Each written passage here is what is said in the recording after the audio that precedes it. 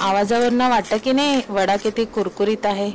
मस्त अशाच एका उपवासाच्या मेदू वड्याची रेसिपी मी तुमच्याबरोबर शेअर करणार आहे। नमस्कार, मी उर्वी सावंत पंगत तुमच्या मध्ये तुमच्या सगळ्यांचं खूप खूप स्वागत करत आहे। तर मग चला रेसिपीला सुरुवात करूया। इथे 1 वाटी भर भगर घेतली। भगर म्हणजेच वरीचे तांदूळ। वरीचे तांदूळ मी स्वच्छ साफ करून घेतलेले आहेत। हे कुठेही तुम्हाला किराणा मालाच्या दुकानात मिळेल। तर आता ह्या 1 वाटी भगरसाठी मी ह्या कढईत 2 वाटी एवढं पाणी उकळायला ठेवलंय। ज्या वाटीने आपण भगर घेणार त्याच वाटीचं आपलं पाण्याचं प्रमाण असलं पाहिजे। तर आता हे 2 वाटी पाणी मी उकळायला ठेवलं आहे। त्याच्यात मी थोडंसं मीठ घालणार आणि झाकण लावून आपल्याला पाण्याला चांगली उकळी यायला द्यायची आहे। आता इथे तुम्ही बघू शकता पाण्याला चांगली उकळी आली आहे। आता आपण एका हाताने भगर आणि एका हाताने चमचा असं करून आपल्याला हे भगर घालत घालत ढवळायची आहे।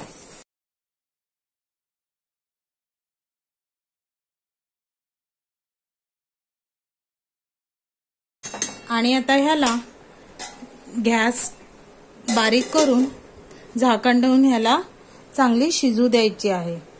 आता इथे तुम्ही बघू शकता वऱ्याच्या तांदळाचं पाणी पूर्णपणे सुकलेलं आहे। आता आपण ही भगर एका प्लेटमध्ये काढून घेऊया। आता मेंदूवड्यासाठी हे बघा, ही भगर मस्त थंड झालेली आहे। आता त्याच्यात आपण हे ओल्या खोबऱ्याचे काप करून घेतले आहेत। ते 4 ते 5 मिरच्या कमी जास्त तुम्ही तुमच्या आवडीनुसार करू शकता। बारीक चिरलेला कढीपत्ता, कोथिंबीर, 2 चमचे इथे आपल्याला आंबट दही घालायचं आहे। इथे एक गोष्ट लक्षात ठेवायची की दही हे आपलं आंबट असलं पाहिजे। आता ह्याच्यात उकडलेला बटाटा,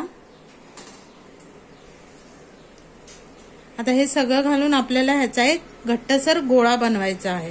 तर तुम्हाला घालायला सांगायला विसरली, तर हे 1 ते 1.25 चमचा एवढं जिरं। आता हे सगळं मिश्रण आपण हाताने एकजीव करून त्याचा व्यवस्थित एक घट्टसर गोळा करायचा आहे। जर तुम्हाला इथे थोडं कोरडं लागत असेल तर थोडा थोडा पाण्याचा हात घेऊन आपण हे पीठ घट्टसर मळून घ्यायचं आहे। हे बघा, इथे आता आपला हा गोळा घट्टसर व्हायला लागलाय। आता इथे मी पाण्याचा वापर केलेला नाहीये, कारण दही आणि बटाट्यामुळे बऱ्यापैकी पीठ हे ओलसर झालेलं आहे। आता हे आपलं वड्याचं पीठ तयार करून झालेलं आहे। आता काय करायचं, दोन्ही हाताला तेल लावायचं, म्हणजे काय होणार, हे वडे थापताना आपलं चिकटणार नाही हाताला।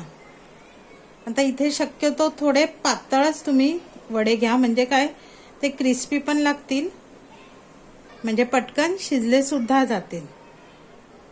आता हे बघा, इथे मध्ये एक होल करायचा, म्हणजे आपला हा मेंदू वड्याचा आकार तयार होतो। हे बघा, आता अशाच प्रकारे आपण हे सगळे मेंदू वडे तयार करून घेऊया। आता चटणीसाठी इथे मी अर्ध नारळ किसून घेतलेला आहे। तुम्हाला आवडेल त्या तिखटानुसार कमी जास्त हिरव्या मिरच्या, शेंगदाणे घेतले आहे पाव वाटी, चवीनुसार मीठ, आणि इथे मी कोथिंबीर घेतली आहे। इथे दांड्यासकट कोथिंबीरीचा वापर केलाय। तर आता हे सगळं आपण मिक्सरच्या भांड्यात घालून ह्याची चटणी वाटून घेऊया। ही बघा, ही चटणी आपली वाटून झाली आहे। आता ह्याला आपण फोडणी देऊया। फोडणीसाठी अर्धा चमचा जिरं आणि कढीपत्ता,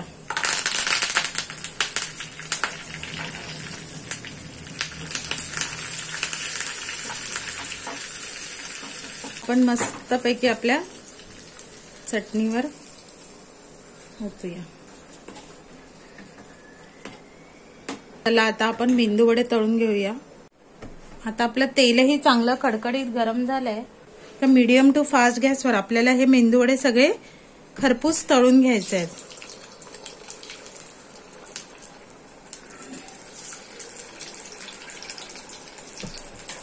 दोन घालूनच मी सुरुवातीला तळून घेते।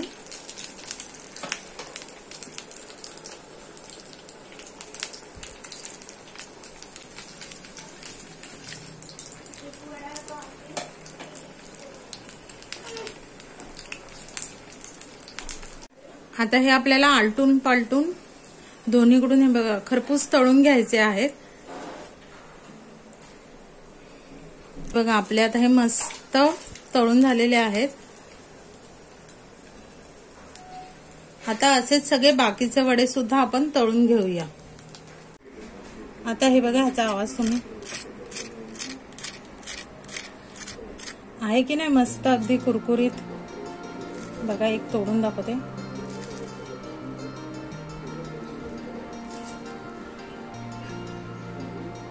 वाटतो की नाही एकदम मस्त मेंदू वडा। तेच पदार्थ खाऊन कंटाळा आला असेल तर ही रेसिपी तुम्ही नक्की ट्राय करा। मग कशी वाटली तुम्हाला ही उपवासाच्या मेदू वड्याची रेसिपी ही मला कमेंट बॉक्समध्ये कमेंट करून नक्की सांगा। रेसिपी आवडली तर रेसिपीला लाईक करा, चॅनलवर नवीन असाल तर चॅनलला सबस्क्राईब करा आणि हां, नवीन व्हिडिओच्या नोटिफिकेशनसाठी बेल आयकॉनला प्रेस करायला विसरू नका। तोपर्यंत मस्त राहा।